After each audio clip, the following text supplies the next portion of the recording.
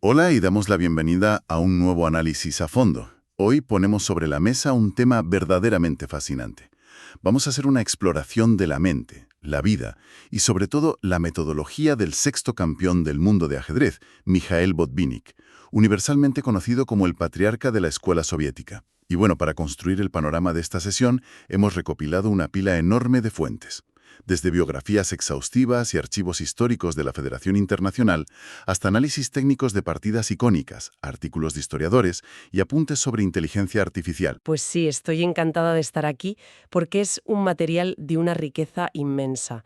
Y, a ver, al revisar todas estas fuentes, hay una idea fundamental con la que es imposible no comenzar. En la literatura histórica encontramos biografías que brillan como catedrales y otras que parecen apenas andamios. Sin embargo, la realidad es que sin los andamios no habría cúpula. La historia del ajedrez soviético, esa maquinaria de precisión que asombró al mundo durante décadas, no nació de un solo genio erguido contra el horizonte. Claro, nació de toda una constelación de hombres, figuras que a lo mejor no alcanzaron la corona, pero que prepararon el terreno donde esa corona sería posible. Esa es una distinción vital para entender nuestro enfoque de hoy, porque antes de que el patriarca ordenara el tablero con su método casi científico, hubo un puñado de figuras cuya obra fue menos visible, pero no menos decisiva. Totalmente. Los textos rescatan nombres clave, por ejemplo, Fyodor Ilyín-Zenevsky. Él comprendió que el ajedrez no podía sobrevivir como un mero pasatiempo aristocrático en una sociedad que se estaba reinventando por completo. Debía convertirse en una herramienta cultural, en una disciplina colectiva. Fue organizador, teórico, un verdadero constructor de estructuras. O sea, no levantó un título mundial, pero ayudó a levantar toda una arquitectura. Y los documentos mencionan a otros pilares indispensables, ¿verdad? Como Nikolai Ryumin con su tremenda sensibilidad táctica y su destino un tanto trágico. Él encarnó a esa generación que buscaba una identidad en medio de unas transformaciones sociales brutales. O Abraham Berlinski, que demostró que el talento podía surgir desde la periferia del imperio y abrirse paso hacia el centro, conquistando campeonatos nacionales cuando el sistema aún estaba en plena gestación. Exacto, Berlinski es un ejemplo perfecto. Y tampoco podemos olvidar a Peter Romanovsky.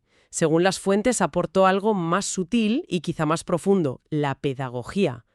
Creó literatura ajedrecística y una manera de enseñar a pensar la posición como si fuera un organismo vivo. Todo esto apoyado por teóricos muy meticulosos como Vyacheslav Ragozin, que extendió el laboratorio hacia territorios de análisis que luego serían absolutamente esenciales. O sea que ellos no fueron campeones del mundo, fueron precursores. Y en su aparente condición secundaria reside su grandeza histórica. Convirtieron el ajedrez en un sistema antes de que ese sistema tuviera un rostro definitivo. Porque en Occidente el genio solía concebirse como un fenómeno aislado, no, una llamarada individual. Pero en la Unión Soviética los textos muestran cómo el ajedrez se transformó en política cultural y en una verdadera industria del pensamiento. Eso es. Y así se gestó una paradoja fascinante que recogen los historiadores. El sistema, diseñado para diluir al individuo en la colectividad, terminó produciendo individualidades formidables. El método, la preparación exhaustiva, el estudio de aperturas, la disciplina física, todo ello fue el fruto de décadas de experimentación colectiva. Resulta ilusorio intentar comprender a Botvinnik sin atravesar antes este corredor de figuras menos célebres. Botvinnik fue la síntesis, no el origen. Y la misión de este análisis a fondo es precisamente descifrar ese método de Botvinnik. Queremos entender cómo un ingeniero eléctrico de formación logró sistematizar la genialidad y sobre todo extraer las lecciones de preparación y disciplina que subyacen en los documentos, para que quienes nos escuchan puedan aplicarlas a cualquier ámbito. Así que vamos a desgranar esto y retroceder hasta 1925. Me parece un punto de partida perfecto. Leningrado, 1925. Hay una auténtica fiebre por el ajedrez en el ambiente. El campeón mundial, José Raúl Capablanca, está dando una exhibición de simultáneas. Y de repente, un joven de apenas 14 años, que había aprendido a jugar hacía muy poco, se sienta frente a él y lo derrota. Ese joven era Mikhail Botvinnik. Ese fue el chispazo inicial, desde luego. Una anécdota que parece sacada de una película. Pero para entender cómo ese momento se transformó en un dominio mundial, los registros históricos nos obligan a mirar el contexto político e institucional. Sí, y aquí es importante mantener la objetividad que nos dan las fuentes. Bajo la dirección de oficiales como Nikolai Krylenko, la Unión Soviética convirtió el ajedrez en un asunto de Estado. El objetivo documentado era utilizar esta disciplina para demostrar superioridad intelectual. Los torneos internos se volvieron más duros que muchos campeonatos internacionales. Las fuentes históricas son muy claras sobre la dureza de la década de 1930. El panorama político era implacable e informan de manera imparcial que el propio Krylenko acabó siendo víctima de las purgas estatales de Stalin. Y sin embargo, en medio de esa época brutal, Botvinnik navegó el sistema y sobrevivió. Sobrevivió y se hizo indispensable. Ganó torneos importantísimos, como el mítico torneo de Nottingham en 1936. Terminó invicto, superando a gigantes como Capablanca y Alekhine. Fue la primera gran demostración de fuerza soviética en el exterior. Y los registros recogen que tras esta victoria, Botvinnik envió un telegrama de agradecimiento a Stalin. Un acto que lo consolidó como el modelo del nuevo hombre soviético. El individuo cuyos triunfos representaban el triunfo de todo el sistema. Y eso le garantizó los recursos para dedicarse al ajedrez como una ciencia rigurosa. Y aquí entramos de lleno en la anatomía de su método. Botvinnik es considerado el padre del entrenamiento científico. Exactamente. Él sostenía que la improvisación frente al tablero era el enemigo absoluto. Mientras en Occidente se confiaba en la inspiración, él impuso el laboratorio. Y los detalles que relatan sus biógrafos son asombrosos. Introdujo un rigor físico extremo, caminatas diarias cronometradas, ejercicios de respiración. Entendió que el cerebro no puede sostener un cálculo preciso durante 5 horas si el cuerpo se viene abajo. Claro, tiene una lógica aplastante. Pero lo que más me llama la atención de las fuentes es su preparación ambiental. Se relata cómo Botvinnik jugaba partidas de entrenamiento a puerta cerrada contra maestros como Ragozin o Semyon Furman, y les obligaba a fumar incesantemente echándole el humo a la cara, y ponía la radio a todo volumen.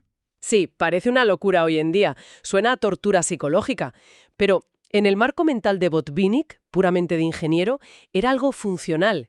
Analizaba el entorno de los torneos europeos, salas abarrotadas, ruido, humo de tabaco, y decidía simular las peores condiciones operativas posibles. Quería que su maquinaria mental fuera impermeable al caos exterior. Una impermeabilidad que se trasladaba a sus famosos cuadernos. Los documentos describen cómo construía repertorios de aperturas muy profundos pero muy limitados. No intentaba jugarlo todo. Seleccionaba esquemas concretos, como el gambito de reina, la defensa francesa o la eslava. Y no era casualidad. Son estructuras que minimizan el caos táctico. Al cerrar la posición, el juego se vuelve una cuestión de maniobras estratégicas a largo plazo. Ahí es donde brillaba su método analítico. Estaba imponiendo su ciencia sobre el tablero desde el primer movimiento. Y anotaba cada variante con una meticulosidad absoluta. Pero ojo, lo fascinante es que en esos cuadernos no solo analizaba piezas, analizaba personas, trazaba perfiles psicológicos de sus rivales, documentaba sus defectos técnicos, sus inseguridades. Y aquí es donde creo que hay un momento de revelación, un verdadero punto de inflexión para quien nos escucha. Desde luego, la preparación de Botvinnik demuestra que el talento crudo simplemente no es suficiente. El éxito sostenido requiere entender las propias fortalezas, sí, pero sobre todo diseccionar de forma gélida y objetiva las debilidades, tanto las propias como las del oponente. Una objetividad gélida que iba a ser puesta a prueba al máximo nivel. Porque llegamos a la etapa de la Guerra Fría, donde el tablero pasa a ser un campo de batalla simbólico. Y esto nos lleva directamente a uno de los misterios más debatidos en la literatura ajedrecística, el Campeonato del Mundo de 1951 contra David Bronstein. Un episodio tremendo. Bronstein era la antítesis estilística de Botvinnik. Creativo, intuitivo, amigo del riesgo. La tensión fue monumental. Llegan a la partida número 23, la penúltima. Bronstein lidera el marcador. Y en una posición que los ordenadores modernos sugieren que podría haber empatado sin demasiados problemas, Bronstein comete imprecisiones inexplicables y se rinde. Las fuentes recogen rumores fascinantes sobre esta partida. Múltiples biógrafos señalan el peso del contexto, apuntando que el padre de Bronstein había pasado años en un gulag y que él mismo nunca se unió al Partido Comunista.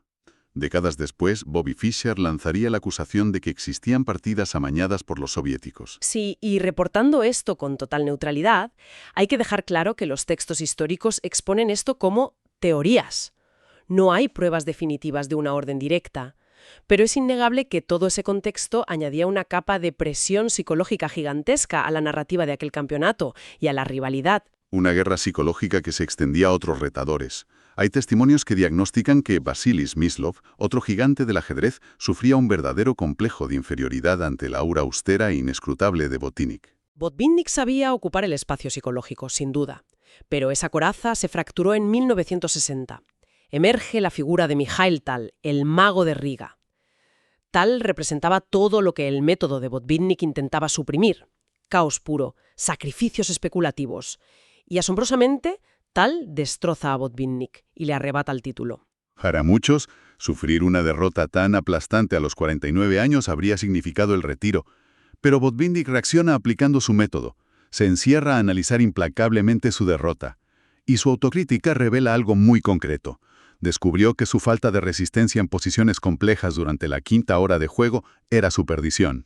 Exacto. Frente a la energía inagotable de Tal, Botvinnik colapsaba físicamente al final. ¿Y cuál fue la solución de este científico para la revancha de 1961? Las biografías relatan que encontró una poción mágica, el café. Descubrió empíricamente que un termo de café en la quinta hora le devolvía la lucidez necesaria. Es un detalle maravillosamente mundano dentro de tanto rigor científico. Gracias a ese ajuste en el laboratorio, en 1961, a los 50 años, recupera el campeonato mundial. Una prueba fehaciente de que un método exhaustivo puede reponerse frente al talento puro. Mantuvo el título hasta 1963, cuando finalmente cae ante Tigran Petrosyan. Decide abandonar el ciclo por el campeonato mundial. Pero al leer las fuentes, queda claro que este retiro es solo el inicio de su faceta como creador de campeones. Ese mismo año, funda la Escuela Botvinnik. Ahí es donde la metáfora del ecosistema alcanza su punto álgido. El sistema diseñado para la colectividad empieza a producir individuos formidables. Diseña una estructura pedagógica y por sus aulas pasan futuros campeones como Anatoly Karpov, Garry Kasparov y Vladimir Kramnik. Aunque es divertido notar en los archivos que el patriarca también cometía errores de cálculo monumentales al evaluar el talento. Totalmente. Hay una anécdota genial sobre eso. Cuando un jovencísimo Anatoly Karpov ingresa en la escuela, Botvinnik revisa sus partidas y sentencia que el chaval no tiene ni idea de ajedrez y no tiene ningún futuro en esta profesión. Una evaluación inicial desastrosa. Pero lo irónico es que fue precisamente la metodología de autocrítica de esa escuela la que moldeó a Karpov hasta convertirlo en un campeón mundial imbatible en su estilo. Y mientras forjaba el futuro del ajedrez humano, Botvinnik llevaba una doble vida intelectual espectacular. Tenía 2 doctorados. Al dejar la competición, se centró en la creación de un gran maestro electrónico, en los albores de la inteligencia artificial. Su programa se llamaba Pioneer. Y los documentos sobre Pionier revelan un debate tecnológico fascinante. Existía el enfoque de la fuerza bruta, que la máquina calculara millones de variantes absurdas. Botvinnik rechazó eso. Él defendía la búsqueda selectiva, basándose en principios generales humanos. Quería que el ordenador descartara las malas jugadas intuitivamente, igual que hace un gran maestro. Es cierto que con el tiempo, el brutal aumento de la potencia de los procesadores hizo que la fuerza bruta terminara ganando la carrera en el tablero. Pero los textos subrayan que el algoritmo de Botvinnik era tan brillante y sofisticado que se adaptó para planificar el mantenimiento de las centrales eléctricas de toda la URSS. Un salto tremendo. De hecho, ese trabajo le valió un título honorífico en matemáticas en Italia a principios de los 90. Todo su andamiaje lógico trascendió el tablero de 64 casillas. Llegados a este punto, sintetizando el legado que hemos analizado hoy, es innegable que el ajedrez actual es hijo directo de Botvinnik. La preparación teórica enciclopédica, el análisis objetivo, la preparación física de los jugadores de élite. Todo eso fue implementado por él. Sin duda. Y la gran lección transversal para cualquier persona es que la verdadera genialidad rara vez es fortuita. Suele ser el resultado de un método exhaustivo, de no dejar absolutamente nada al azar y de mantener una autocrítica implacable. Comprender a los grandes campeones exige descender a esos cimientos menos visibles. Ha sido un viaje histórico sumamente revelador. Te agradezco muchísimo por guiar esta exploración para entender cómo esos andamios, Esas estructuras en la sombra construyen las victorias más duraderas. Ha sido un placer absoluto sumergirme en estas fuentes contigo y compartirlo con quienes nos escuchan hoy. Y antes de despedirnos, me gustaría plantear una última reflexión para que nuestra audiencia le dé vueltas por su cuenta. Botvinnik creía firmemente que el ajedrez no se podía enseñar como tal, sino que solo se podía aprender a través de un esfuerzo brutal, un esfuerzo individual de autocrítica y análisis de los propios errores. Hoy en día vivimos en un mundo donde la inteligencia artificial y los potentes motores de ajedrez nos dan la respuesta perfecta al instante.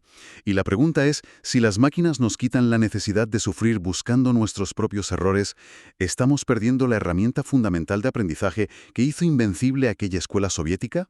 Es algo profundo para reflexionar hasta nuestra próxima inversión. Hasta nuestra próxima inversión.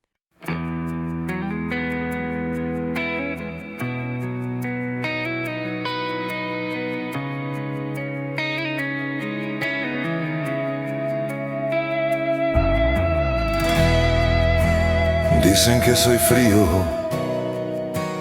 que mi rostro no traiciona nada.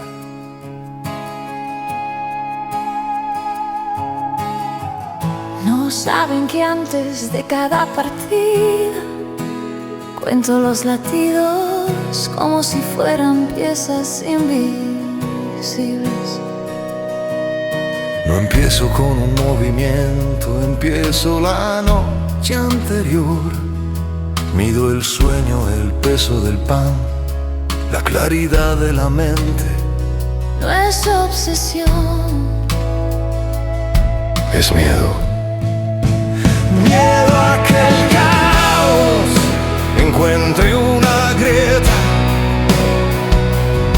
Crecí en una ciudad de inviernos largos, donde el humo era más constante que el sol. Aprendí pronto que el talento deslumbra, pero no sostiene. la disciplina sí. Mientras otros confiaban en la inspiración, yo llenaba cuadernos, variantes, flechas, signos de interrogación. No buscaba belleza, Buscaba verdad. cuando me senté frente a los más brillantes, no sentí orgullo, sentí responsabilidad.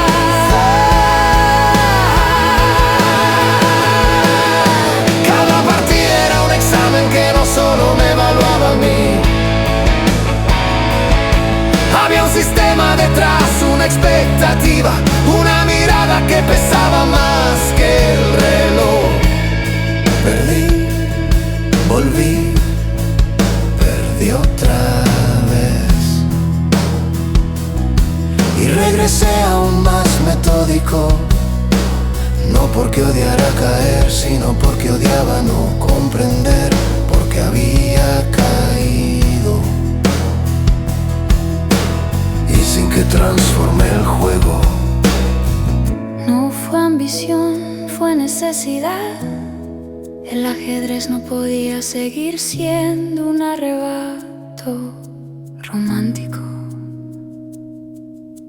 Tenía que ser laboratorio, estructura, arquitectura.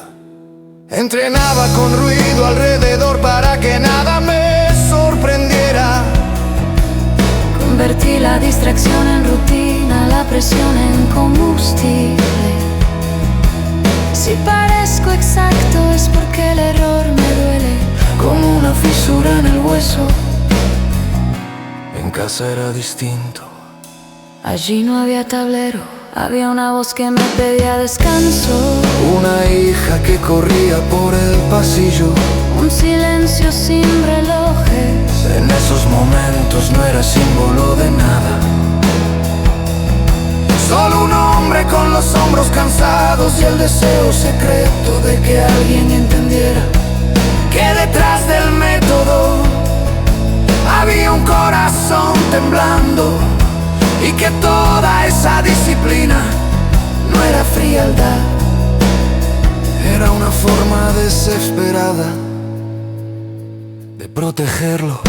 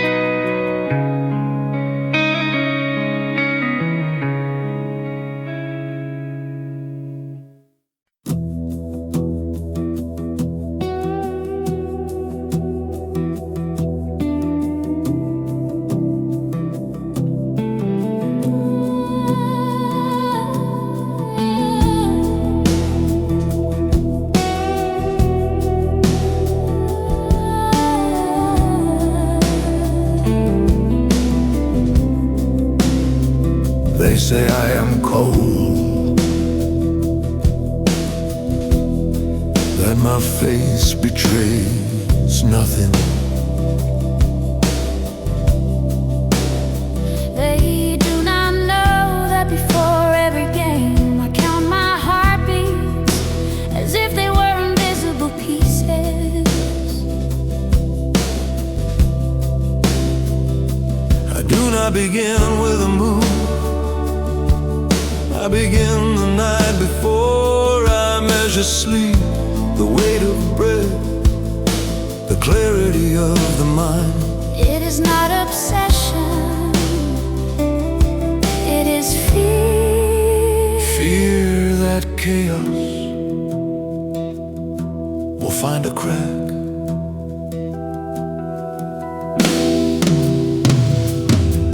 I grew up in a city of long winters, where smoke was more constant than the sun. I learned early that talent dazzles, but does not sustain. Discipline does. While others trusted inspiration, I filled notebooks, variations, arrows, question marks. I was not seeking beauty, I was seeking truth. When I sat before the brightest minds, I did not feel pride, I felt responsibility. Each game was an examination that did not assess only me. There was a system behind it, an expectation, a gaze heavier than the clock. I lost, I returned, I lost again. And came back even more methodical, not because I hated falling, but because I hated not understanding why I had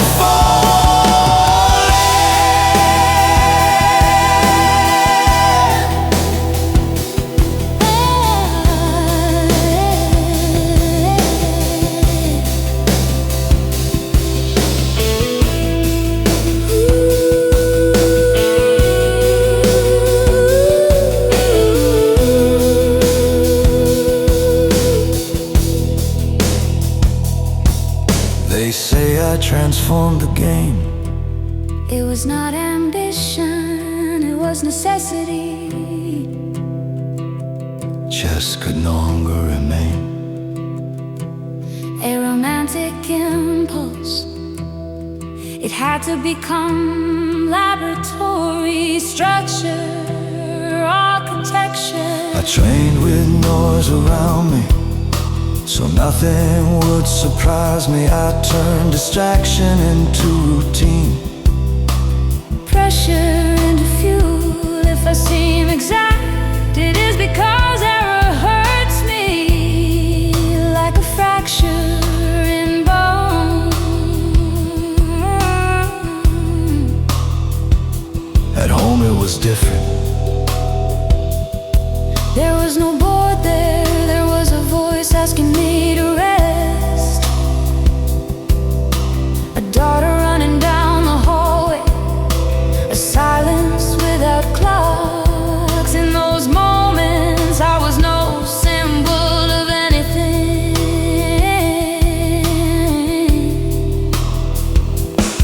Just a man with tired shoulders and the secret desire that someone might understand. That behind the method there was a trembling heart, and that all that discipline was not coldness, but a desperate way to protect it.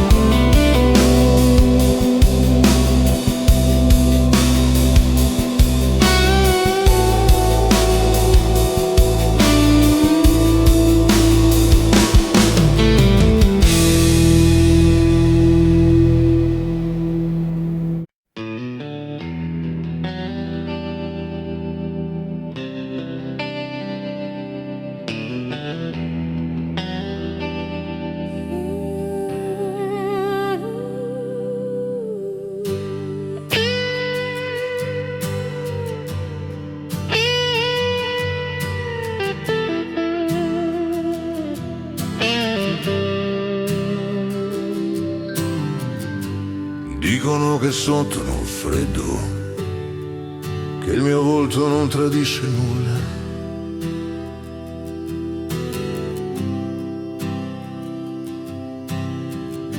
Non sanno che prima di ogni partita conto i battiti come fossero pezzi invisibili.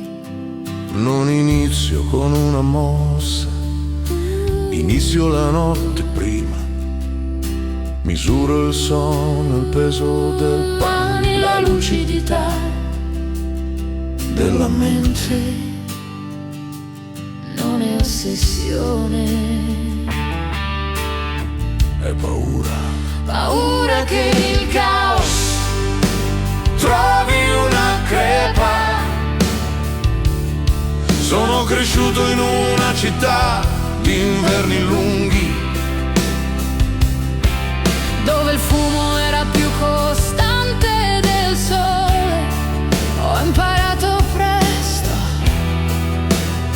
che il talento abbaglia, ma non sostiene. la disciplina sì, mentre altri si affidavano all'ispirazione. Io riempivo quaderni, varianti, Frecce, punti interrogativi. non cercavo la bellezza, cercavo la verità.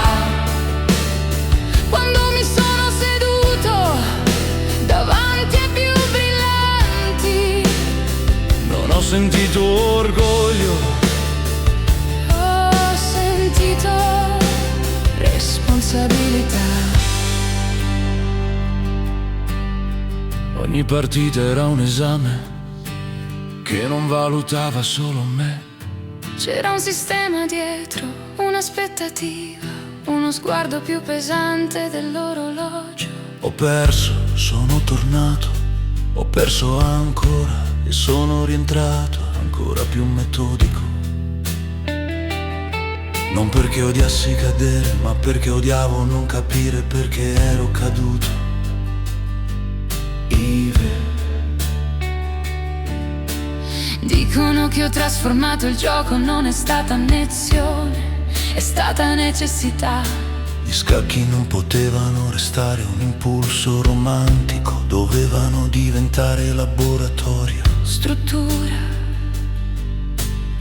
architettura, Mi allenavo con il rumore intorno, perché nulla mi sorprendesse. ho trasformato la distrazione in routine, la pressione in carburante. Se sembro preciso è perché l'errore mi ferisce come una frattura nell'osso. A casa era diverso. Lì non c'era scacchiera, c'era una voce che mi chiedeva riposo. Una figlia che correva nel corridoio, un silenzio senza orologi. In quei momenti Non ero simbolo di nulla, solo un uomo con le spalle stanche, il desiderio segreto che qualcuno capisse che dietro il metodo c'era un cuore che tremava e che tutta quella disciplina non era freddezza, ma un modo disperato per proteggerlo.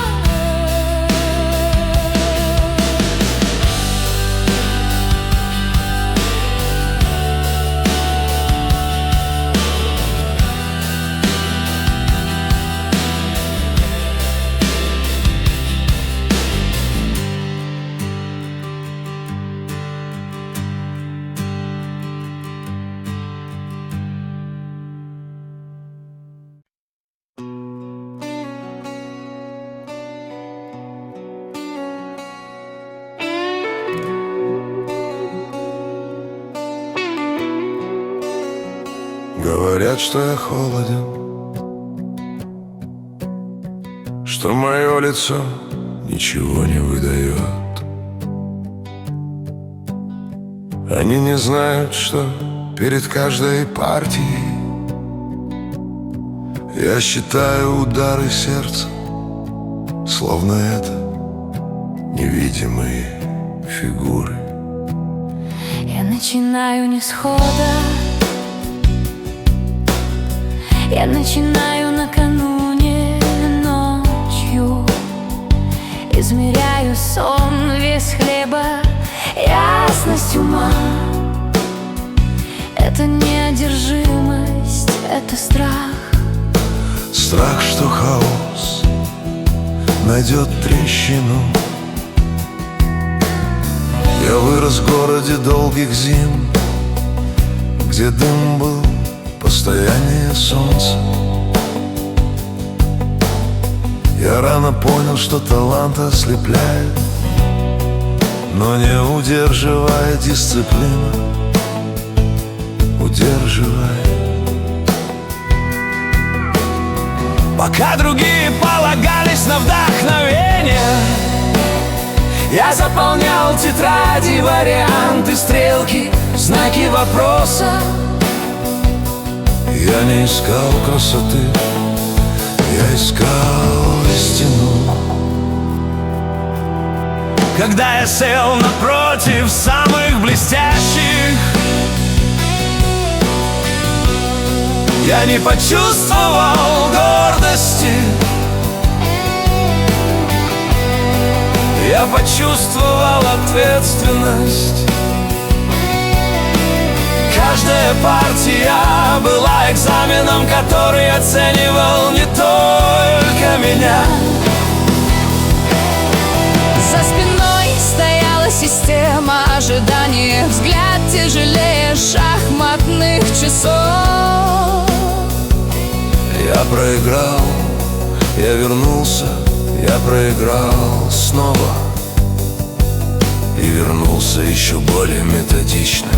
Не потому, что ненавидел падать, а потому, что ненавидел не понимать, почему я пал.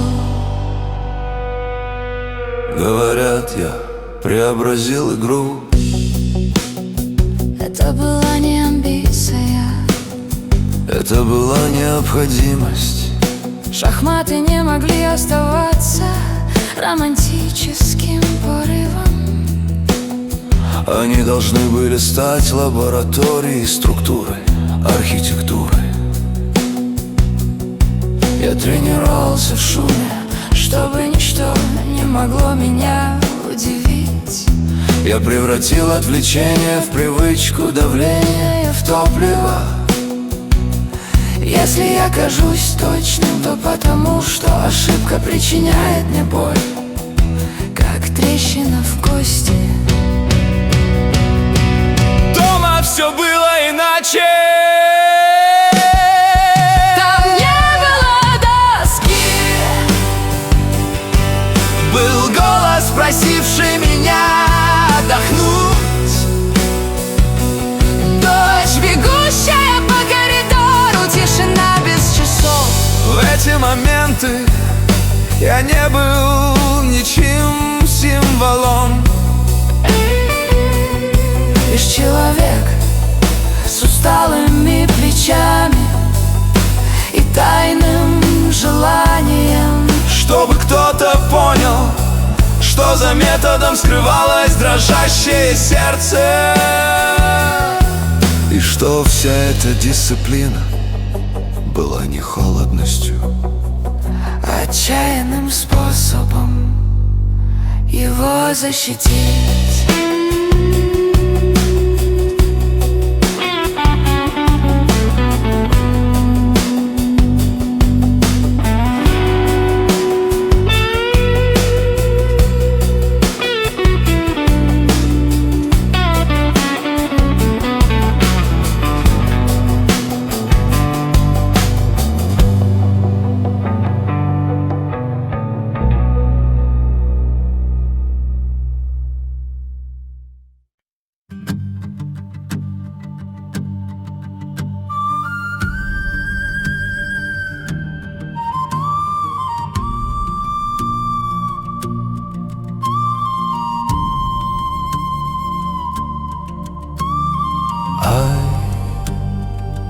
no levantaba la voz, no necesitaba hacerlo.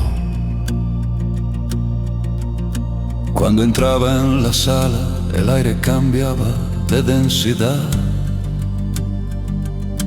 como si alguien hubiera cerrado una ventana invisible. Los demás reían, improvisaban, dejaban que la intuición guiara sus manos. Él no. Se sentaba y parecía escuchar algo que nadie más oía. Decían que era frío, que detrás de sus gafas no había fuego, pero quienes se sentaron frente a él recuerdan otra cosa. Una mirada fija, no arrogante, sino profunda, como quien ya ha caminado el laberinto completo antes de dar el primer paso. No jugaba contra un hombre, jugaba contra el error, y el error frente a él se sentía desnudo. Había en su manera de mover una gravedad particular. Cada pieza tocada parecía firmar un documento irrevocable. Los más brillantes lo atacaron con relámpagos, con sacrificios encendidos, con esa belleza que nace del vértigo. Él respondía con silencio, con líneas que no gritaban, pero asfixiaban. Algunos salían derrotados, otros aún venciendo, salían transformados, porque frente a él comprendían que el talento no era suficiente.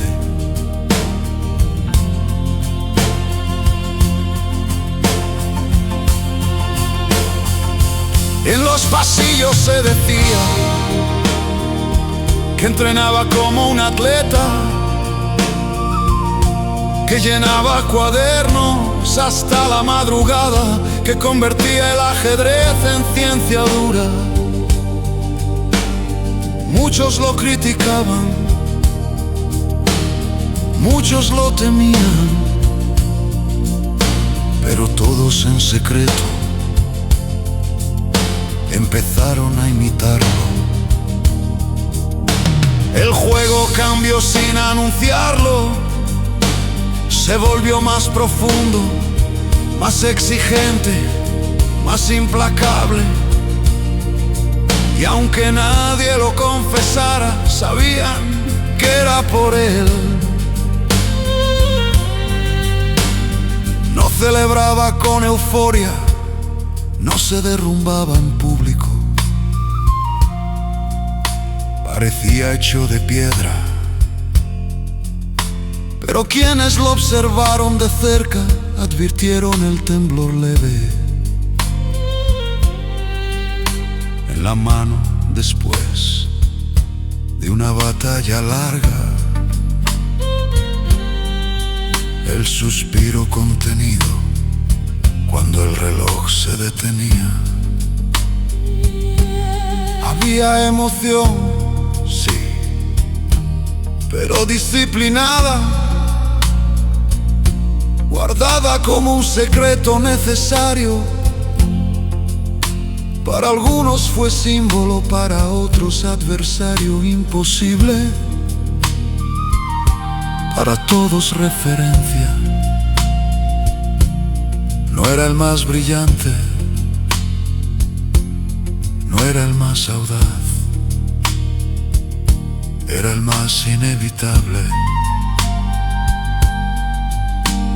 El hombre que enseñó que el ajedrez no era un destello, sino una construcción paciente. Y cuando se levantaba de la mesa, dejaba algo más que una partida decidida. Dejaba la sensación de que el tablero, después de él, ya no volvería a ser el mismo.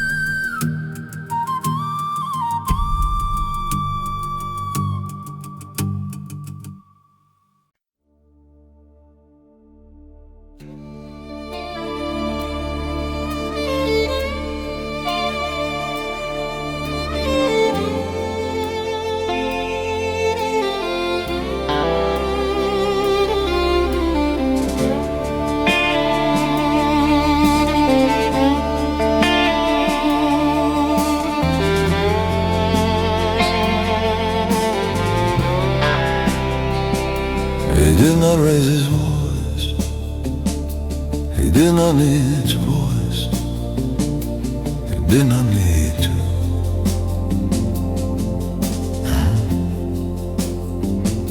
When he entered the room, the air changed density, as if someone had closed an invisible window. The others laughed, improvise, let intuition guide their hands. Not him. He would sit and seem to listen to something no one else could hear.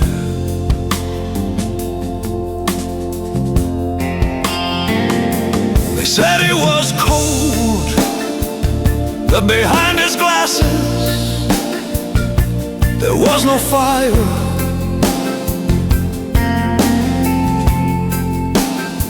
But those who sat across from him remember something else.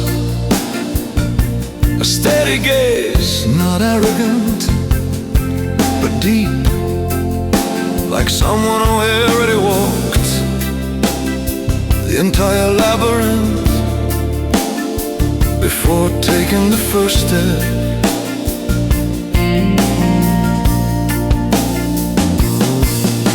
He did not play against a man, he played against error.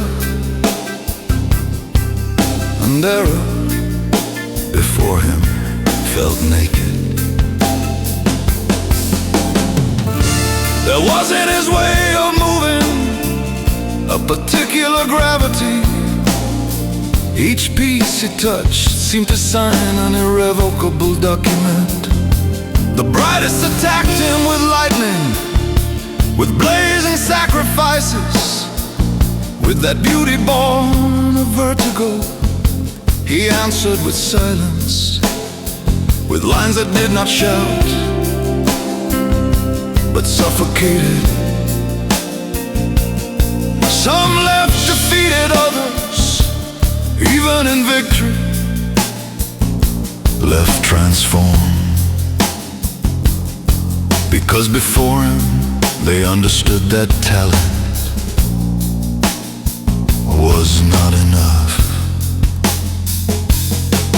In the corridors, they said he trained like an athlete, that he filled notebooks until dawn, that he turned chess into hard science. Many criticized him, many feared him, but all in secret began to imitate him. The game changed without announcing it. It became deeper, more relentless, more relentless. And though no one confessed it, they knew it was because of him.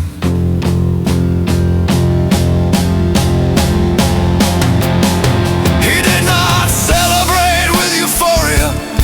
He did not collapse in public. He seemed made of stone.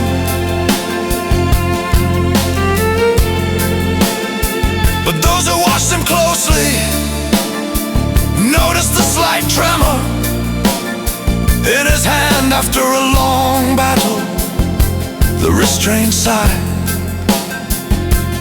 when the clock stopped. There was emotion, yes, but discipline kept like a necessary secret.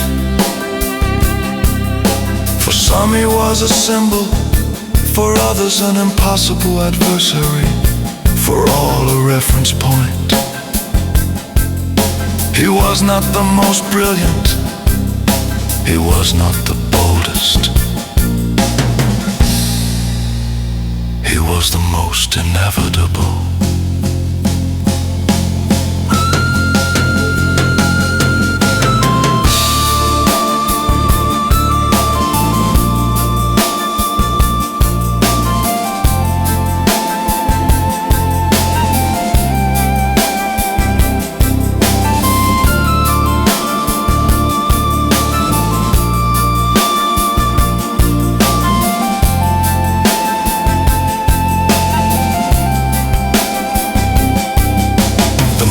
Taught that chess was not a flash, but a patient construction. And when he rose from the table, he left more than a decided game. He left the feeling that the board after him would never be the same again.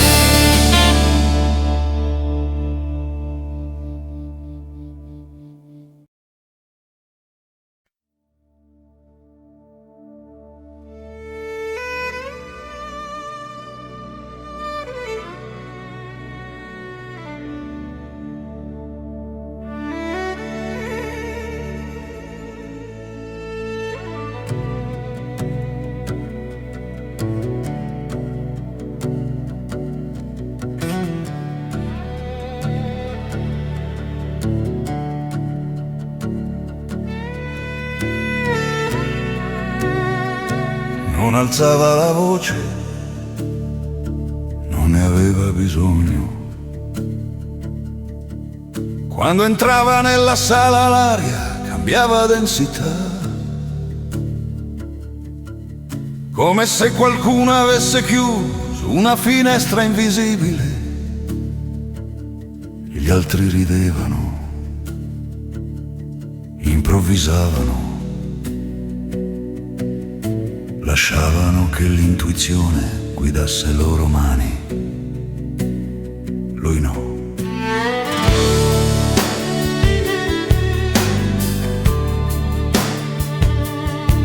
Si sedeva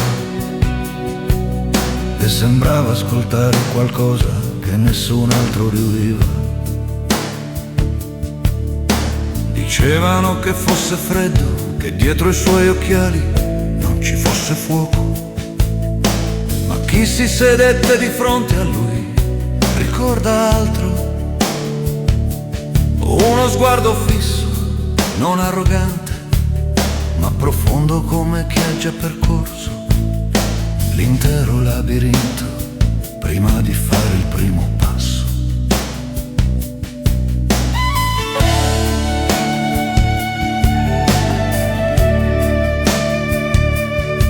Non giocava contro un uomo, giocava contro l'errore. E l'errore davanti a lui si sentiva nudo. Nel suo modo di muovere c'era una gravità particolare. Ogni pezzo toccato sembrava firmare un documento irrevocabile.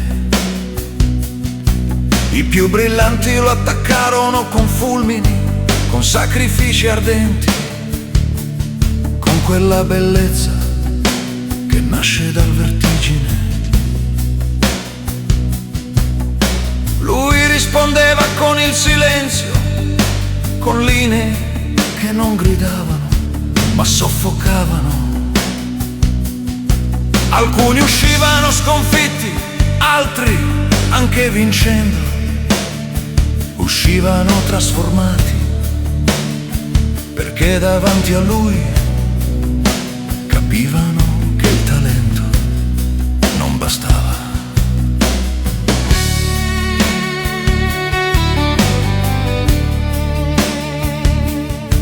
Nei corridoi si diceva che si allenasse come un atleta,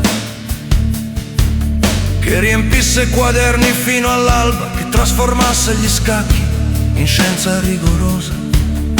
Molti lo criticavano, molti lo temevano, ma tutti in segreto iniziarono a imitarlo. Il gioco cambiò senza annunciarlo, divenne più profondo, più esigente, più implacabile. E anche se nessuno lo confessava, sapevano che era merito suo. Non esultava con euforia, non crollava in pubblico, sembrava fatto di pietra. Ma chi lo osservò da vicino notò il lieve tremore nella mano dopo una lunga battaglia, il sospiro trattenuto quando l'orologio si fermava. C'era emozione, sì, ma disciplinata, custodita come un segreto necessario. Per alcuni fu un simbolo, per altri un avversario impossibile.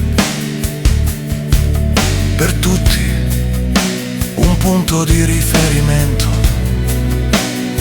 Non era il più brillante,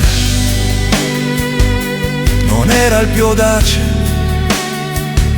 era il più inevitabile. L'uomo che insegnò che gli scacchi non sono un lampo, ma una costruzione paziente. E quando si alzava dal tavolo lasciava qualcosa di più di una partita decisa. Lasciava la sensazione che la scacchiera dopo di lui non sarebbe mai stata la stessa.